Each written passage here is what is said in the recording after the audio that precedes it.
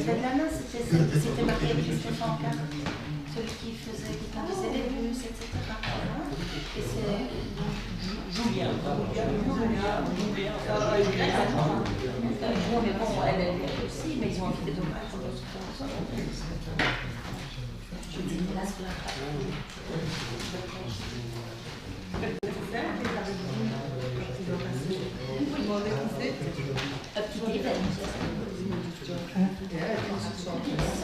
Ah oui, mais il y a un accident de bonne augure.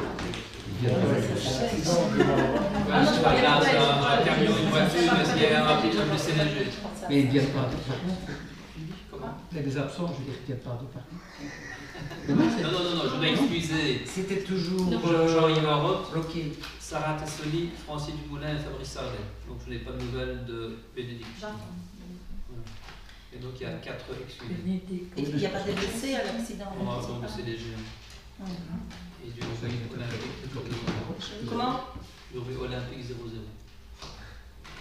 Ah oui, c'est le football pour l'instant. Voilà, ben bonsoir à toutes et à tous. Donc, y a-t-il des remarques sur le procès verbal de la séance précédente? Ben voilà quelques petits compléments d'information avant de commencer l'ordre du jour. Donc, le point 5 est retiré, le point 8 également, ainsi que le point 47. Les points 49 et 50 sont rassemblés. Le point 34, donc, quant à est remplacé par un autre point, question de voirie haïsier, cession d'emprise. L'intitulé du point 50 est modifié, il s'agit pas d'un congé pour prestation réduite, mais d'une interruption de carrière. Alors je vous demande donc d'ajouter le point 22.1, qui est l'adoption d'un règlement complémentaire de circulation routière donc pour la route de Mont-des-Pins à Beaumans, c'est pour une modification donc, de limite d'agglomération. Je donnerai plus de détails quand j'arriverai à ce point-là. Je pense, Laurence, que c'est une requête. Oui. J'ai une petite requête, donc ça se fait dans différentes communes. Je sais bien qu'Oufalise a déjà dit oui. Donc vous savez tous que l'échéance avance et il va y avoir bientôt un journal communal. Et alors moi je me disais que comme c'est quand même un journal de tous les Dourgousiens et que tous les Dourgousiens payent leurs taxes, ce serait peut-être bien de permettre à chaque liste de présenter son projet ou d'avoir un encart, une page, une demi-page ou quoi pour se présenter à la population. Je trouve que ça serait une belle preuve d'ouverture. Voilà, c'est une proposition, évidemment, c'est vous qui décidez. Et alors, comme le journal, on doit rentrer les articles pour lundi, si jamais vous décidez que oui, peut-être, alors, évidemment, nous, on a déjà commencé à préparer les nôtres. Bien sûr. Mais ils sont toujours prêts de semaines à l'avance, bien entendu. Non, enfin voilà, je veux dire, c'est vrai qu'il y a 2 autres listes, ça pourrait être sympa d'accorder une demi-page à chaque liste pour une page ou quoi. Comment? On a déjà chacun. Oui, les partis qui font partie du conseil, mais je veux dire, il y a quand même, il y a 4 listes, donc ça pourrait être bien d'un point de vue démocratique d'offrir. Comme ça, personne ne pourrait dire que nous ne sommes pas une commune démocratique. Pardon, mais ce n'était pas prévu de règlement, à mon avis. Qui a été adopté par le Conseil. Enfin, si tu proposes une dérogation au vote, on verra bien tout ce que je fais. Enfin, merci de m'avoir écouté. C'est gentil. Personne démocratique. C'est très bien. Voilà, donc nous allons aborder les quelques points concernant les fabriques d'église. Donc au niveau de Durbuy, c'est une petite modification donc, qui est apporté. Vous avez pu le. Je ne sais pas si vous voulez, chaque fois que je lis ce qui est en recette et en dépense, à mon avis, vous ne retiendrez quand même pas les chiffres. Et si, en examinant les dossiers, vous avez des remarques à faire, faites-les. Donc il y a, donc, comme je l'ai dit, la modification pour Durbuy, il y a le pont de la farine d'église d'Oumar, donc en 2007, donc avec une intervention communale de 4 884 à l'ordinaire et de 4 490 à l'extraordinaire. Au niveau de l'église Isioso, donc il y a un boni de 5 000 € à intervention respectivement de 7 000 et de 3 000 à l'ordinaire et à l'extraordinaire. Pour Petit-An, un boni de 5 000 €, une intervention communale à l'ordinaire de 12 000. Il n'y a pas de remarque particulière. Non. Maintenant, je suppose que Fabrice avance dans la suite des travaux de Francy pour essayer de les fabriques d'église et de faire des économies d'échelle. C'est vrai qu'ils seront au pouvoir en décembre, continueront le travail. Ça va, je peux déjà Vous avez déjà qui va reprendre? On transmettra le dossier.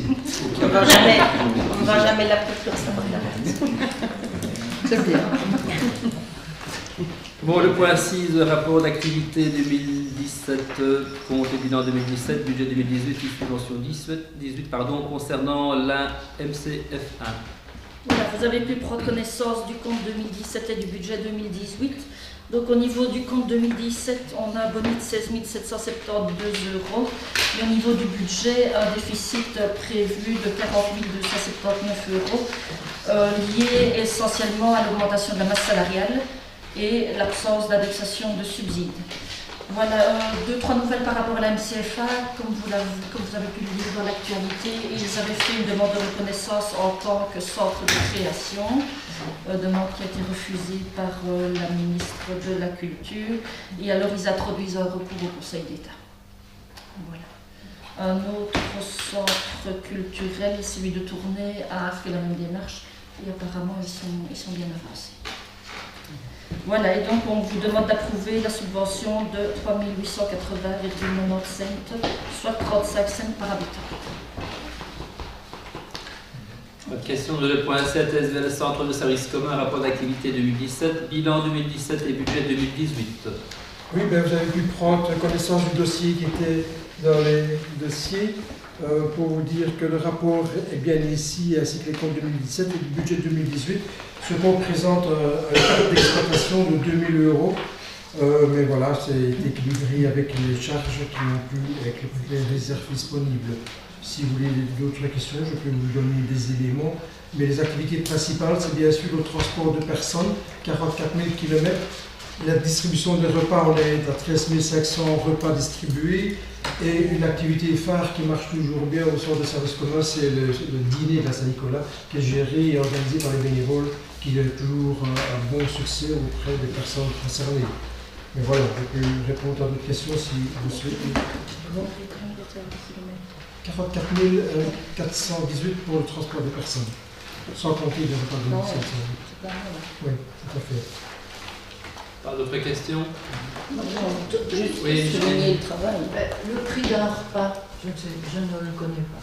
Le prix d'un repas est fonction du revenu des personnes intéressées. Ah oui. Donc ça varie entre 4,50 € minimum à 9 € maximum. Ah. C'est en fonction des revenus, tout simplement. Donc, comme je l'ai dit en commençant, le point 8 est retiré, le point 9, donc SBL, Forum pour la mobilité, le rapport d'activité 2017, compte et bilan 2017, budget 2018, les subventions. Voilà, donc puisque les personnes qui veulent le dossier ne sont pas là, je vous demande de prendre connaissance des différents rapports dont je viens de vous parler, d'acter que la subvention communale a été utilisée aux fins pour lesquelles elle est octroyée et qu'on approuve ensemble le paiement du subside 2018 d'un montant de 15 000 €. Question. Le point 10, ASBL Musée d'Art Moderne et Contemporain de Durbuy, subside. Voilà, vous avez pu prendre connaissance du petit rapport d'activité 2017. L'activité avait commencé fin 2017 au niveau du musée ainsi que le budget 2018. Et donc, on vous demande de valider le versement du subside de 15 000 € ainsi que celui de 5 750 € qui correspond à un contrôle périodique d'installation électrique, caméra, etc. Question.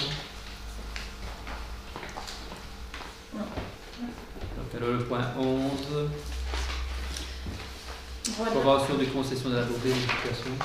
Voilà.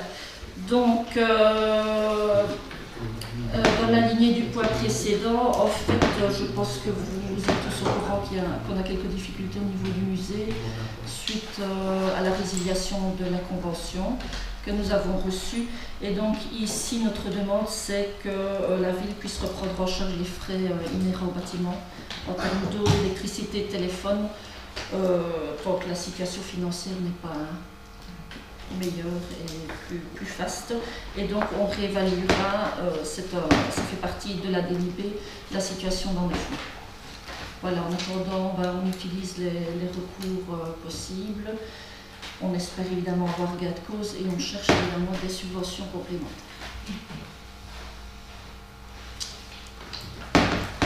Le point 12, non, pas de question. Dans le point 13, pardon, donc non, point 12, subside solidarité 2018, ventilation. Oui, on vous propose la ventilation suivante. Donc, comme l'année passée, on retrouve le resto solidaire et aide au tiers-monde. On a chaque fois mis un mini rapport d'activité par rapport à ce qu'ils font actuellement. On vous propose aussi d'inclure la maison source qui perd ses subsides a priori. Voilà, qui est un petit peu plus en difficulté financière. Donc, c'était l'occasion de leur donner un petit peu plus, indépendamment de ce qu'on fait déjà au niveau assurance pour eux. Et alors on avait envie, ça c'était un petit coup de cœur, d'aider ponctuellement, donc une fois, l'ASBL INDA, qui est une nouvelle ASBL qui s'occupe d'aide à l'éducation dans des pays tels que le Rwanda, le Sri Lanka, Madagascar. Et donc le montant qu'on a déterminé, c'est le montant qui correspond à la prise en charge d'un trimestre en termes de frais scolaires primaires pour une école. Pas de questions.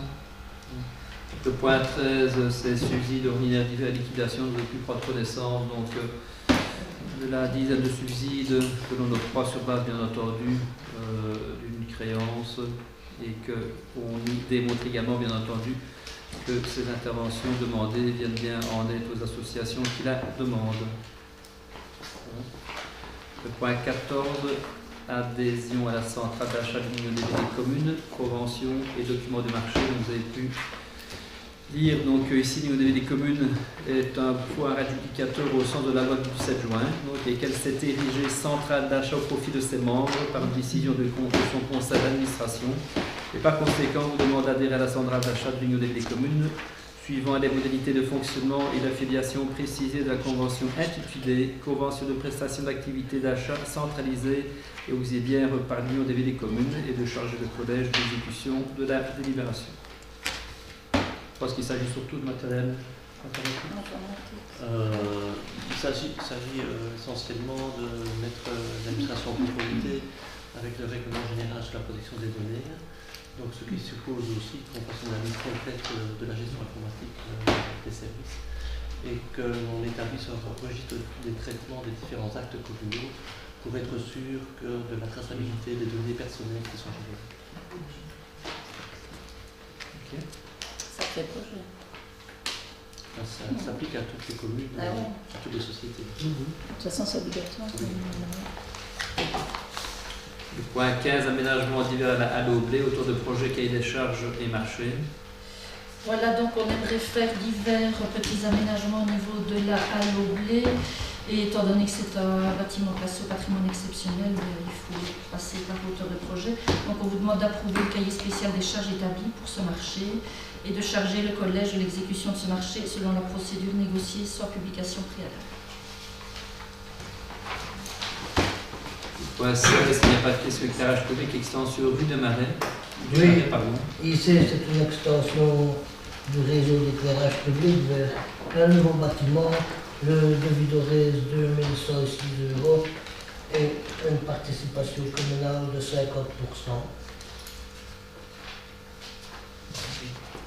Le point 17, éclairage public, point lumineux supplémentaire, rue Pabayard aux Trois Fontaines, donc à Pabayard, rue des Trois Fontaines. Oui, ici un devis d'Orez de 570 €, TVA comprise, le poteau est déjà présent, donc il n'y a pas de problème. Le point 18, toujours éclairage public, remplacement d'un cordélar accidenté sur la Gêne. Oui, ici, un devis de 2 753 €, pour la commune, puisque c'est un remplacement accidenté. On n'a pas l'auteur de... Non. Le point 19, éclairage public, suppression d'un luminaire à la façade de l'école numéro 8 à Baumann. Oui, mais ici, c'est un immeuble où le propriétaire demande pour qu'on enlève la lampe d'éclairage public qui est raccordé sur sa façade. Cela coûte 208 €, TVA comprise, et étant donné que sans cette lampe-là, l'éclairage doit et est suffisant, il n'y a pas de problème. Et donc le point 20, programme d'investissement communal 2017-2018, amélioration des voiries à Petit-An, donc approbation des conditions et mode de passation. Oui, mais ici c'est la rue des Agnès qui nous revient, on va passer le dossier, je crois, au fin mai ou début juin, peu importe, où tout le monde avait approuvé le cahier des charges. Il n'y a rien qui est changé, c'est quelques notions administratives que la région, alors la tutelle plutôt, a recommandé. L'auteur de projet a revérifié tout ça. Ça doit repasser au conseil. Je vous passe la grand-messe, je vous avais expliqué le dossier. Maintenant, ce qu'il y a de bien et de sûr, c'est qu'on peut lancer le marché, car au niveau du PIC, il faut pas oublier que tout doit être adjugé avant le 31 décembre. Autrement, on perd le subside.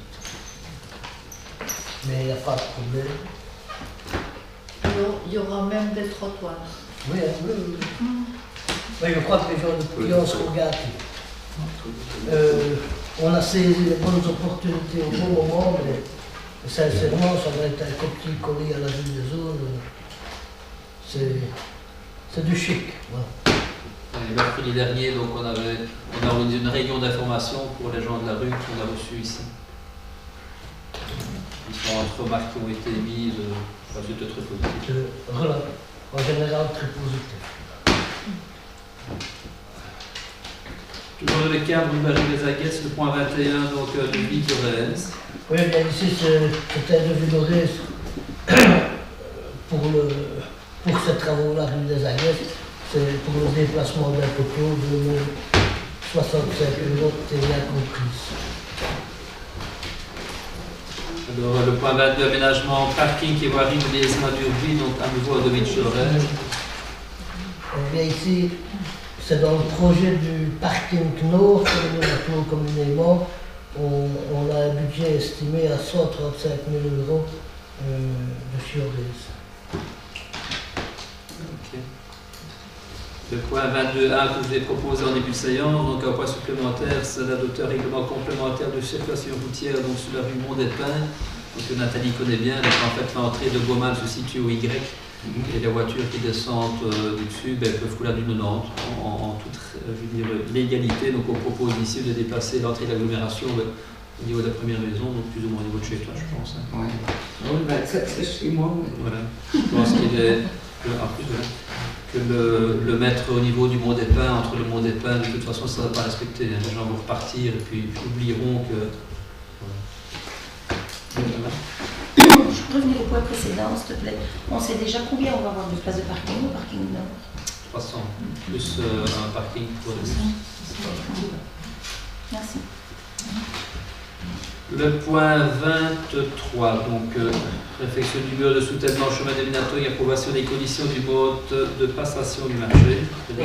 Eh bien ici, on vous demande d'approuver le cahier des charges pour la réfection de ce mur-là au chemin des Minatoy. C'est un mur qui soutient notre voirie. Il y a des gros problèmes d'écoulement d'eau, de ruissellement d'eau plutôt, surtout par orage assez fort. Donc c'est un devis où on arrive à 146 000 €, c'est quand même, je dirais, beaucoup, mais on est obligé de travailler avec des éléments préfabriqués en béton, style L. Les éléments préfabriqués.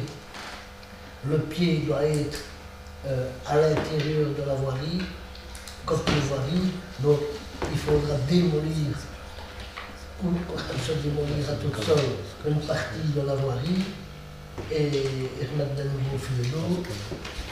Voilà, si on faisait un mur je dirais en bloc, ça reviendrait plus ou moins au même prix d'après l'auteur de projet, parce qu'il y aurait plus de main-d'œuvre.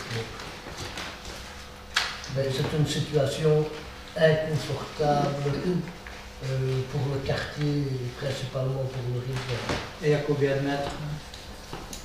Oh, on est dans les 120 mètres. Oui. Pas de problème, à chaque pluie importante, ils sont inondés. Voilà.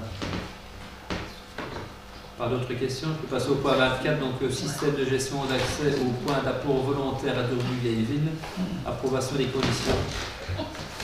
Oui, ici, on demande d'approuver un montant du marché système de gestion de l'accès. C'est le parc à conteneurs semi-enterré à Dormy-Vieilleville, au montant de 17 500 €. Donc ici, il y a certaines choses qui ne se payent qu'une fois, je dirais heureusement, puisque ça commence quand même à faire des sous. Mais il faut qu'on arrive à identifier et calculer le nombre de passages des clients qui viendront déposer leur sac de déchets. Et il fonctionne comment ce système? Disons que toute personne sera identifiée, ou tout établissement sera identifié, on saura bien que c'est des... Avec un badge ou un truc? Et par puce. L'établissement X sera venu, je dirais, 5 fois sur la journée, et tout ça sera comptabilisé, quoi. Donc on avait le système fonctionner à Dans le Brabant wallon, je vais toujours le nom.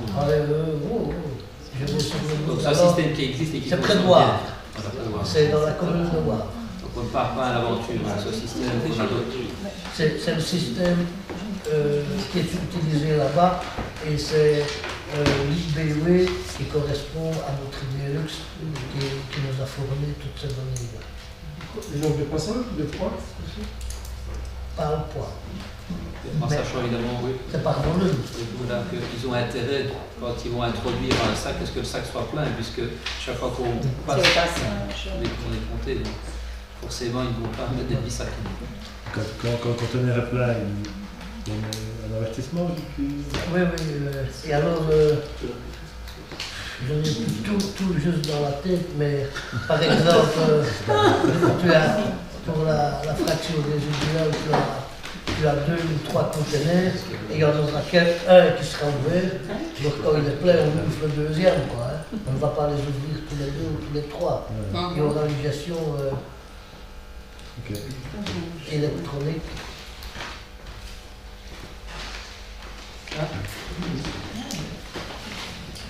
Le point 25, au niveau de la régie foncière qui rassure une voirie dans le quartier pilote habitat permanent à Barreau qui est spécial des charges et marché. Oui, et bien voilà encore une voirie nouvelle à créer ou à exécuter plutôt, puisque la voirie en elle-même, elle existe. Hein, c'est ici derrière le garage Noiron, Opel, où on va avoir, si je tiens bien, une dizaine de logements sociaux au plan HP. Bon, ce dossier-là, il traîne depuis assez longtemps, où on s'en mêle les pinceaux à, je dirais, à tous les carrefours, à toutes les réunions. Il faut qu'on en sorte. Si on ne prend pas la décision de prendre un peu de frais sur nous, on n'y arrivera jamais. Et voilà, on arrive à une création de voirie qui, malgré tout, va nous coûter un petit 100 000 €, on arrive à 97 000 € TVA compris. Mais je tiens le fonds wallon du logement, non, la société wallon du logement. Non, il n'intervient pas pour Ben, Fonds wallon. le fonds wallon du logement. C'est-à-dire qu'on a 100 000 € par habitation, mais plus on attend, 100 000 €, ce sera toujours plus serrant. Quoi, hein. Il faut absolument qu'on avance et qu'on puisse réaliser déjà, je dirais, l'année prochaine. Ça, Philippe l'avait annoncé, hein, qu'il fallait que la commune investisse dans les voiries et que ça revenait à 100 000 €, donc c'était la bonne tape. Mais par contre, tu avais dit que justement, c'était en vendant les parcelles au parc des Macrales qu'on pourrait, alors c'était justement avec cet argent-là qu'on pourrait financer la voirie pour le projet pilote. Mais on n'a pas encore vendu les parcelles. Comment on fait alors? Je n'ai jamais dit qu'on vendrait au Macrales pour financer le chemin, ça j'en dis. Sûrement pas. Maintenant, voilà, c'est un appel à projet du ministre Nollet, donc c'est déjà ancien, où il donne 100 000 € par parcelle. Il faut savoir que la ville a déjà cédé le terrain, ici le terrain là-bas de la valeur, et puis après on nous dit, ben voilà, on a passé dessous, il faut intervenir. Donc on va mettre 100 000 € pour les... Oui, c'est mais ce ce sera qui avait été dit. sur budget extraordinaire de la ville. Mais c'est pas... Ça a été inscrit, je ne sais plus. C'est pas inscrit. Mais c'est une régie foncière, c'est une régie foncière. Ah, bon, Moi, j'avais l'impression qu'on devait arriver sur la route de Beaumont. On arrive à la route de Rotterdam. Oui, mais on n'arrive pas à la route. D'après le plan, on arrête avant. On arrive à la route de Rotterdam. Il y a une jonction. Ah oui, parce que... Ah oui, je pensais sur le plan que c'était un peu arrêté. Non. Ouais, c'est un peu sec, hein, la route de Rotterdam, tu as ça DSR qui convient, c'est beau.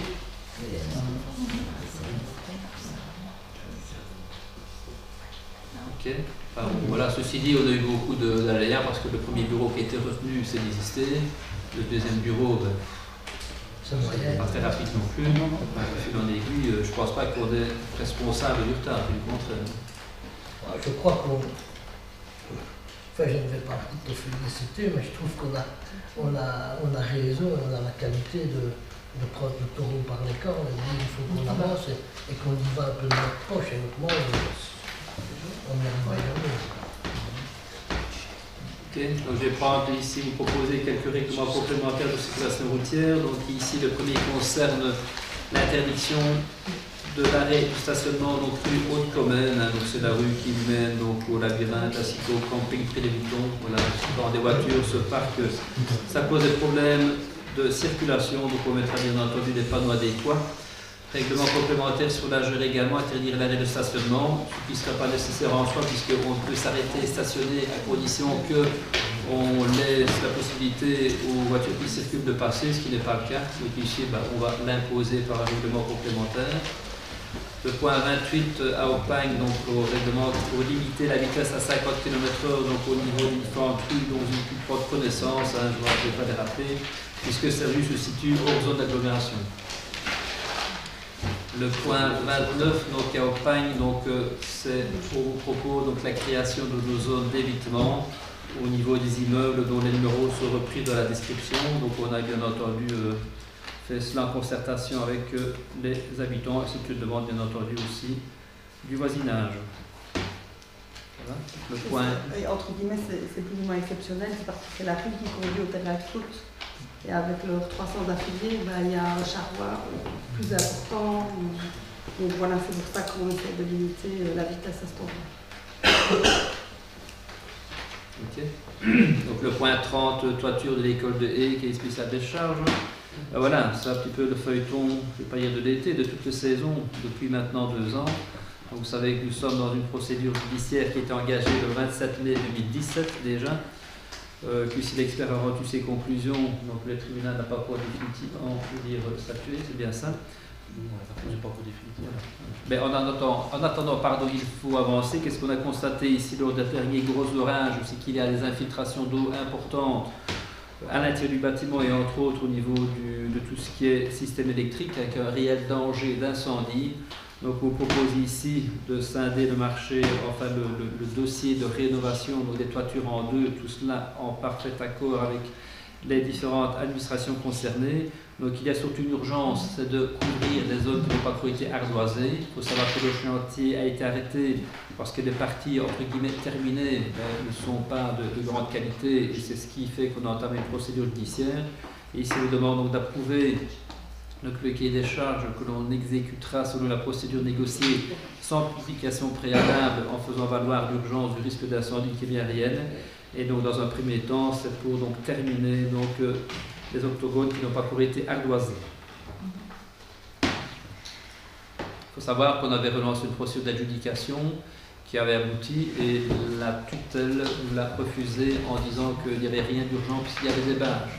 Il faut savoir qu'on remplace les bâches constamment, et que d'ailleurs on va reprocéder au rebâchage de l'ensemble, et que ça nous coûte chaque fois des milliers d'euros. Je pense que les derniers achats, c'est 4 à 5 000 euros de bâches. C'est énorme. Bon, en attendant, on doit avancer. Donc voilà, espérons que ceci aboutisse et qu'on puisse, au printemps prochain, nous n'avons pas d'illusion, terminer le chantier. On ne pourra pas réclamer tous ces frais-là s'il y a une décision judiciaire en notre faveur. On demande l'indemnisation, mais il faut savoir qu'eux, maintenant, ils nous attaquent. Ils nous attaquent pourquoi? Pour abus. Abus de quoi donc? Abus de bâche. La meilleure défense, c'est l'attaque. Ça peut gonfler. Manquement dans l'exécution à notre niveau. Voilà. En fait, je les attaque pour cette raison-là, et ils contre-attaquent de la même manière. On les attaque à tort, c'est pénible. C'est pénible, ça nous coûtait de l'argent. On savait dès le départ, on ne le sentait pas, on a tout fait pour ne pas devoir remettre le dossier à cette entreprise-là.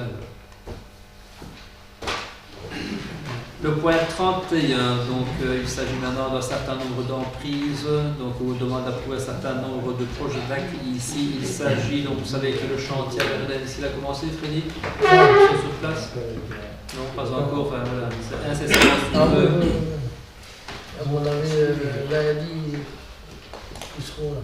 Ceci dit, ils ont le chronocompte. Ah oui, ça va. Ouais. Le chantier est ouvert depuis le 9 ou 10 ans.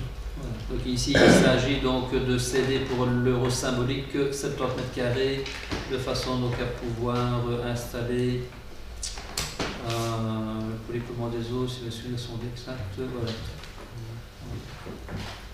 On parle pas d'équipement pour la SW2, donc l'alimentation. Donc ici lotissement à Verlaine, donc au niveau des aisances, donc on vous demande d'approuver le projet d'acte de la vente des lots 2 et 3 au montant donc estimé. Il s'agit d'un montant total de 54 500 euros plus les frais de 1500 euros à charge donc de l'acheteur. Ah, c'est 2 et 3. Il s'agit des 2 lots à l'emplacement du Grand Feu. Ah oui, donc c'est pour ça que c'est le 2 et 3, parce que Valérie avait déjà pris le 1. Ah oui, parce qu'il est mis avec 2 jeux. C'est les 2 lots les moins bien situés, on peut dire. Et au niveau de la voirie, elle sera faite quand? Quand la plupart des gens reconstruisent, mais au coup par coup on intervient. Quand il faut, mais disons que voilà, on va débarquer avec des camions, des grues et mettre en péril donc, le travail nous refera. Donc les acheteurs, les acquéreurs savent qu'on interviendra dès que la plupart des travaux seront terminés. Je pense qu'on a pratiquement ici tout vendu, sauf la partie qui appartient au privé. Je pense que nous, on a tout vendu. Le point 33, vente au lotissement de la Mardaine, donc on vous demande d'approuver le projet d'acte de la vente du lot 8. C'est un lot qui est copropriété de la ville et de M. Hélène. Donc il s'agit de la vente d'un montant de 35 000 euros, duquel la ville recevra 5 250 euros. Donc vous demande donc d'approuver le projet d'acte. Point 34, question de voirie, donc une session d'emprise à Isier, donc c'est le point supplémentaire donc, qui remplace le point 34 initialement prévu. Tout simplement, donc, il s'agit de 191 mètres carrés du propriétaire donc, privé qui sont versés donc, de la domaine public. Donc d'approuver le plan et le projet d'acte ici. Il était marqué dans le dossier qu'il y avait un numéro en liseré vert là, le propriétaire inconnu à ce jour. Là, en tout cas, les 190 mètres carrés qui sont versés appartiennent à M. Paquet. Oui, mais dans le prolongement de ça. À côté de M. Paquet. Ouais, moi je vois les photos, regarde, vérifier. Mais ici, de ceci dit, le projet d'acte a été rédigé par le notaire, on approuve un projet d'acte d'un notaire. Oui, mais il est marqué inconnu à ce jour. Non, c'est inconnu à ce jour, c'est pour la vente, c'est celui qui achète qui est inconnu. Bah oui, non. Quoi? Si. Quoi? Inconnu à ce jour, c'est celui qui va acheter le terrain. C'est pas son acheteur sur le terrain. Donc c'est versé à la ville. C'est le domaine privé qui est versé au domaine public de la ville. C'est vrai que... Donc ce que tu sous-entends, c'est que ce qui est dans l'Israël, on ne sait pas à qui ça appartient. Oui, oui, c'est ça. Bah, je pense que le notaire ici a marqué le propriétaire commun. C'est ce que j'ai compris. Bon, ici, expropriation du salle complément, c'est le point numéro 35. Donc, vous savez qu'on a lancé une procédure il y a quelques mois qui a abouti positivement donc, pour la ville. Donc, c'était l'expropriation de 2 hectares à l'emplacement du futur parking nord. Ici, donc, la région Wallonne étudie donc,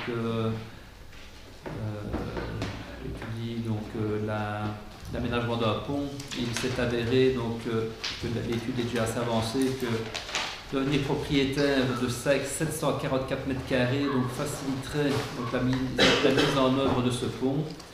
Donc on a favorisé donc, une procédure à l'amiable voilà, qui a été refusée par les différents propriétaires. Donc l'enquête a eu lieu et forcément les propriétaires s'y opposent.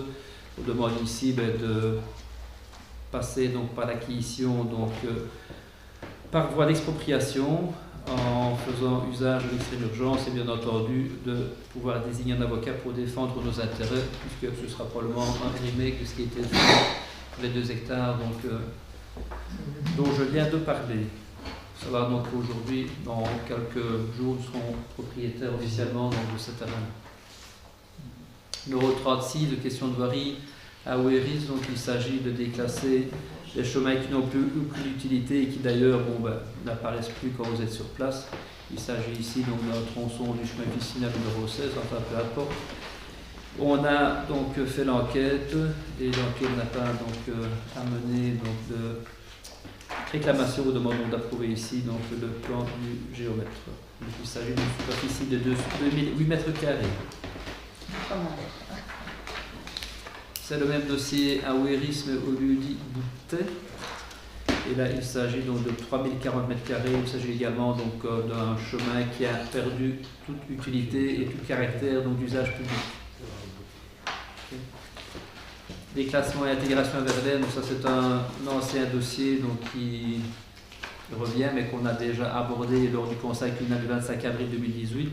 On vous demande ici d'approuver donc le plan du géomètre. Et donc de façon à approuver les modifications qui sont parues au cours du temps au niveau des différents chemins. Et il faut savoir aussi que des voisins ont émis donc, le souhait de devenir propriétaires d'espaces qui se libèrent ainsi. C'est un dossier bien connu de Verlaine. C'est un dossier qui revient pour la 2e fois. Déclassement à Barvaux, donc au niveau du quartier des Alisiers, ça aussi c'est un dossier fort ancien qui avait été abordé pour la première fois le 3 juin 2013. Il avait été mis un peu de côté en se disant que continuer la procédure avant de connaître exactement ce qui découlerait de la demande de permis qui a été introduite suite à l'achat d'une partie de la propriété des Pères Oblats, donc la construction d'un complexe éventuellement donc, pour personnes âgées. Ici, finalement, l'urbanisme ne nous a pas demandé d'utiliser ce tronçon de chemin qui est soumis au déclassement. Et donc ici on revient donc pratiquement 5 ans plus tard pour que vous approuviez donc le plan donc, du géomètre. Il y a une enquête qui n'a pas fait donc qui n'a pas donné de remarques et en sachant que par la suite les tronçons correspondant aux propriétés privées donc seront acquises par les propriétaires privés qui en ont émis le souhait depuis un certain temps déjà. Alors dans la continuité de ce point-là, sur le point 40, c'est également un dossier qui a été abordé déjà un certain temps, 2012. Donc ici, on vous demande à nouveau d'approuver le plan qui nous a adressé par le géomètre. Il s'agit un petit peu d'échanges. Donc il y a des parcelles qui rentrent dans le domaine communal, il y en a d'autres qui rentrent dans le domaine privé, mais en tout cas l'objectif c'est de redresser cette voirie, donc vous avez pu voir sur le plan, de façon à la rendre accessible par les services de secours, et je pense Freddy aussi au-dessus un travail à faire de façon à améliorer parce qu'il y a le rapport avec l'escalier. Voilà. Là, ben, c'est deux dossiers qui se tenaient ensemble. On va pouvoir passer, je veux dire, à l'exécution de ces aménagements-là. Le point 41, toujours une question de voirie à Barvon, donc rue de Hotem. Il s'agit également, donc, c'est par rapport au dossier tout simplement que Freddy vient d'aborder. Donc, on a également, donc, l'assiette de ce chemin-là appartient au domaine privé de la ville. Donc, on va le verser dans le domaine public de la ville. Et on vous demande d'approuver également donc, le lancement donc, de l'enquête dans ce cas-ci, donc de procéder au déclassement donc, et de lancer l'enquête. Question de voirie, donc lotissement communal de Bande, ben voilà, c'est une intégration de domaine public. Ce lotissement à Bande existe déjà maintenant depuis, à mon avis, au moins 5 ans, puisqu'on a dû réintroduire un permis qui était périmé. C'est un très beau lotissement, un bel emplacement qui, mais à ce jour, ne rencontre que peu de succès. Il n'y a encore eu aucune demande d'acquisition. Il se fait qu'avec la nouvelle réglementation, puisqu'on a réintroduit un nouveau permis, on doit donc incorporer dans le domaine public 2-3 morceaux de tronçon donc, pour tout simplement suivre la réglementation. Vous avez vu les plans, ben, c'est une régularisation, on s'adapte à la nouvelle réglementation tout simplement. Question de voirie à War. Donc si vous êtes passé à War récemment, vous avez pu voir que la maison de village, pardon, le gros œuvre est terminé, mais la maison de village est implantée en partie donc, sur un chemin vicinal, le chemin vicinal numéro 97. Et on vous propose que ici, cette partie donc, de l'assiette qui est du domaine public passe dans le domaine privé, là où la maison a été construite, tout en sachant qu'une partie du chemin donc, sert toujours pour l'écoulement des eaux de ruissellement. Donc, il s'agit d'une superficie de 360 m², pour lequel donc, je vais lieu adresser les plans que vous avez pu découvrir.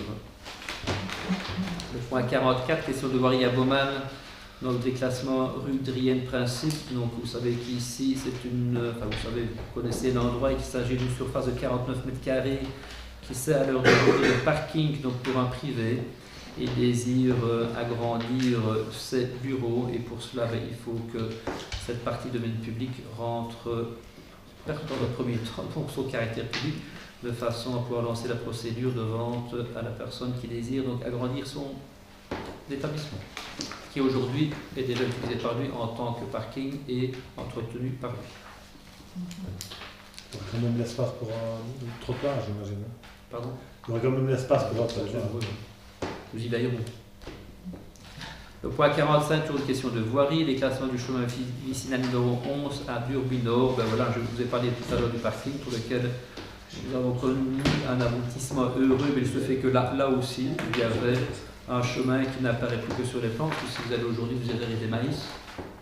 Simplement, on retire donc ce chemin de son caractère public et on organisera d'ailleurs ici l'enquête publique qui n'a pas encore eu lieu. Donc pour tous les dossiers précédents dont je vous ai parlé, l'enquête publique avait été organisée et n'avait pas abouti à des remarques.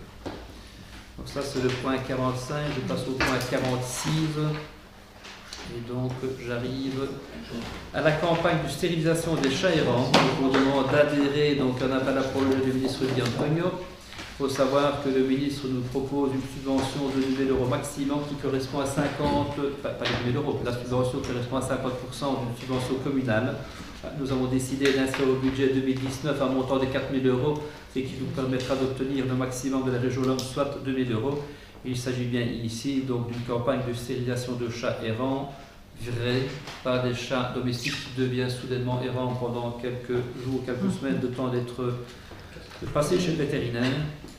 Mais tout ça est bien entendu vérifié. Donc, je vous demande d'approuver, donc de répondre à l'appel à projet selon les modalités dont je viens de vous parler et que cette subvention sera utilisée au définissez une SBL active sur le territoire de Durbuy en matière donc, de stérilisation des chats errants et d'adhérer à la charte de bonne conduite qui définit la procédure à suivre pour solliciter la stérilisation d'un chat errant dans le cadre de cette campagne de façon à éviter des abus. Je m'attends à une question de ma consoeur. Bon, merci Philippe, je vois que tu reviens de meilleurs sentiments, on ne parle plus ici d'euthanasie systématique de chats errants. Maintenant, on parle même d'une adhésion de la commune de Durbuy à la campagne de stérilisation des chats. Est-ce un effet future élection ou la conséquence d'une précédente intervention? Je ne sais pas, mais quoi qu'il en soit, nous dit voilà. Alléluia. Cependant, j'ai quelques petites questions. En fait, qui est l'échevin du bien-être animal à Durbuy? Nous en désignerons un à la prochaine législature. Ouais. Alors, en fait, a-t-on déjà désigné les associations? Donc, écoute, ici, on sait qu'une association, mais je m'attendais à ta question, c'est de voir si on allait faire appel aux vétérinaires. Ah non, c'est pas ça. Non, parce qu'il parle d'une association. C'est pas les Goustaches qui est sur le son, si tu veux savoir. Il n'y a que celle-là, ou il y en aura d'autres? Ici, je dis que l'employé qui a la première réponse à ta première question, ici, on répond simplement à un nouvel appel à projet. Donc il y a eu un premier appel auquel on n'a pas répondu. Le ministre Di Antonio revient et on adhère à son deuxième appel à projet. Maintenant, je ne voudrais pas que tu dises qu'on euthanasie tous les chats errants. Ils sont pris chez nous.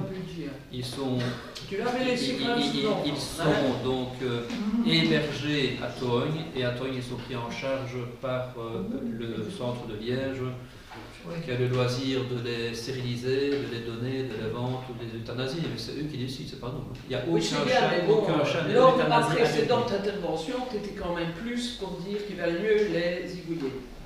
C'est une expression que je n'ai certainement pas utilisée. Ça, c'est une les expression euthanasier, que c'est un puits sans fond. Je ne suis pas signé, je suis pas... Ce n'est pas les 10 chats. En fait, c'est pas bien grave. Voilà. Et alors, en fait, ça sera quoi la procédure? Concrètement, sur le terrain, ça... Si tu as vu ici... Mais sur le terrain, je parle, j'ai bien lu ça se passe. Sur le terrain, quand on fait appel à nous, on a des trappes. Et ça, c'est depuis très longtemps. Hein. Ça fait au moins 15 ans qu'on fait ce genre d'acte. Et alors, bon, on s'assure, si possible, qu'il n'y ait pas de chat domestique et qu'on ne prête pas le chat d'un voisin. Parce qu'en général aussi, il faut savoir que les gens qui réclament, c'est pas toujours contre les chats errants, c'est contre le ou les chats des voisins qui les ennuient. Donc c'est la première chose. Maintenant, à nous aussi, enfin à nous ou à l'ASBL de faire. Dans ce cas-ci, de toute façon, il ne faut pas être honnête, ils sont encore mis sur place à faire la différence entre un chat domestique et un chat errant. Donc ici, c'est à la demande de personnes privées qu'on intervient sur le terrain.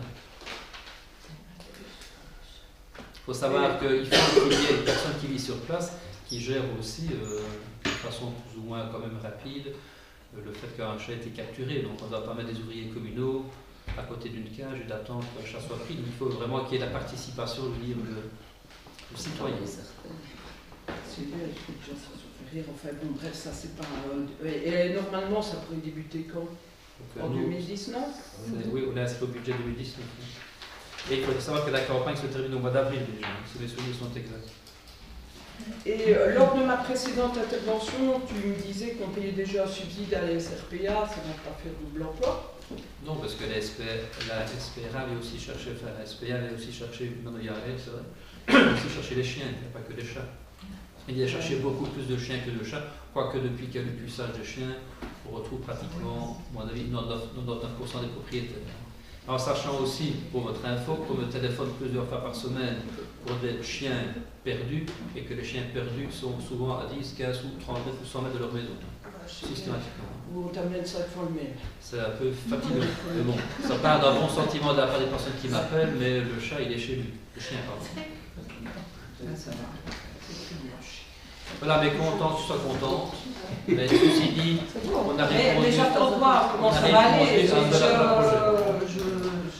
On va attendre. Mais c'est déjà un bon début.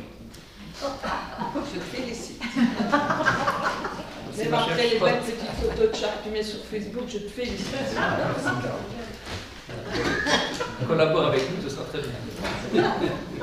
Mais on n'est pas sûr d'être reçu. Voilà, moi mon temps il est épuisé, pardon. On n'est pas sûr d'être reçu, puisqu'il fallait renvoyer pour le 1er août. Comment ça se fait? Pour le 31 août. Non, c'était pour le 31. Le 1er. Ben oui. J'ai mis les Nous avons gens une qui employée qui est très attentive à ce genre de mouvement. Mais oui, parce que de toute façon, il n'y a pas de tout. Faire rentrer pour le 1er août, ça aurait été un peu plus. Non, non, le 31. Ah, ça va.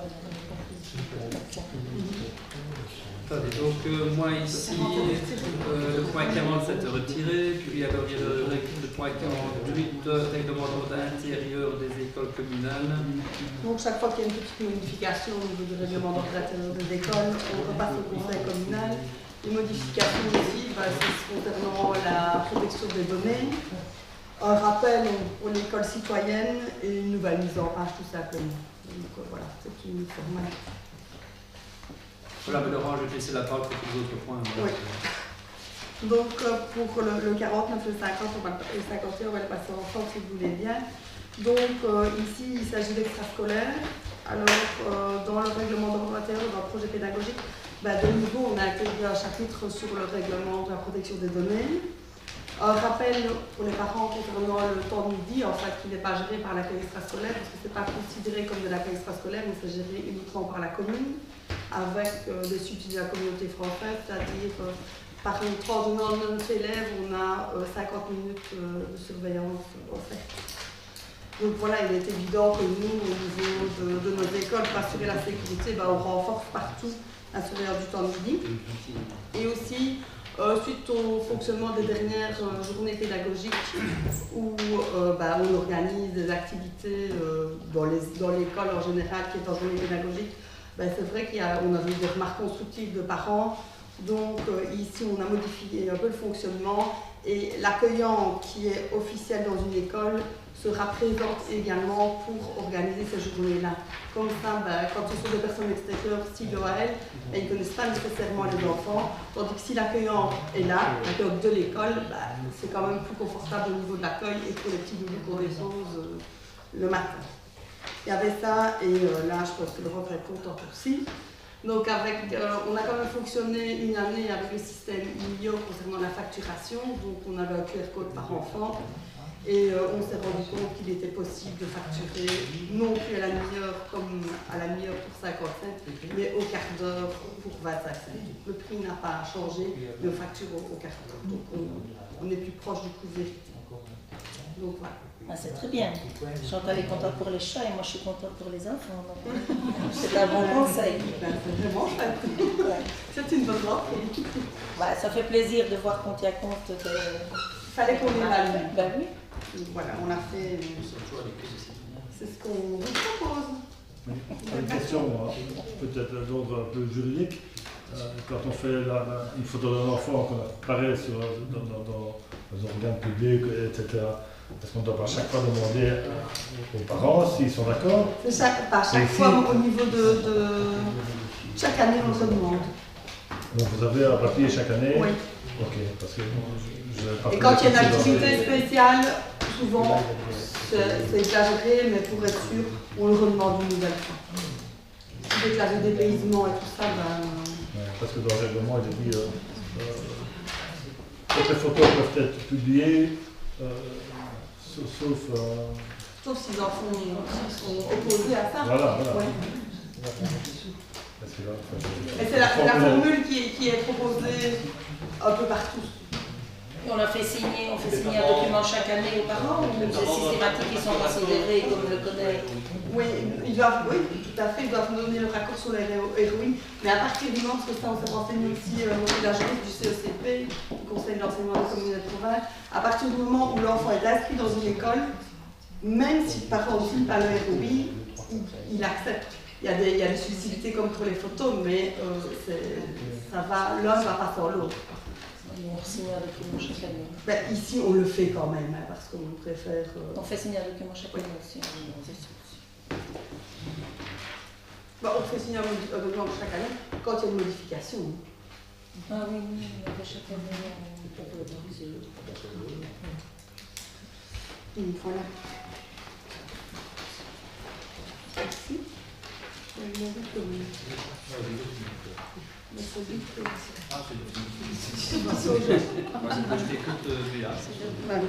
Vraiment gentil aussi.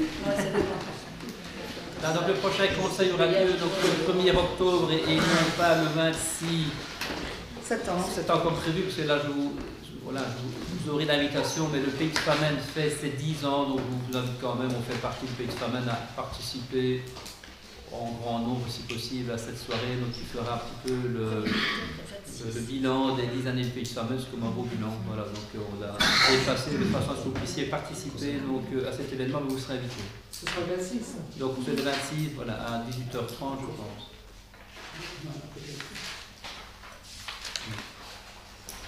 Donc, on suspend toutes les manifestations autres ce jour-là. Donc, le conseil le 1er octobre. Alors, merci à celles et ceux qui ont participé donc, par le public au conseil. Et à celles-là, oui.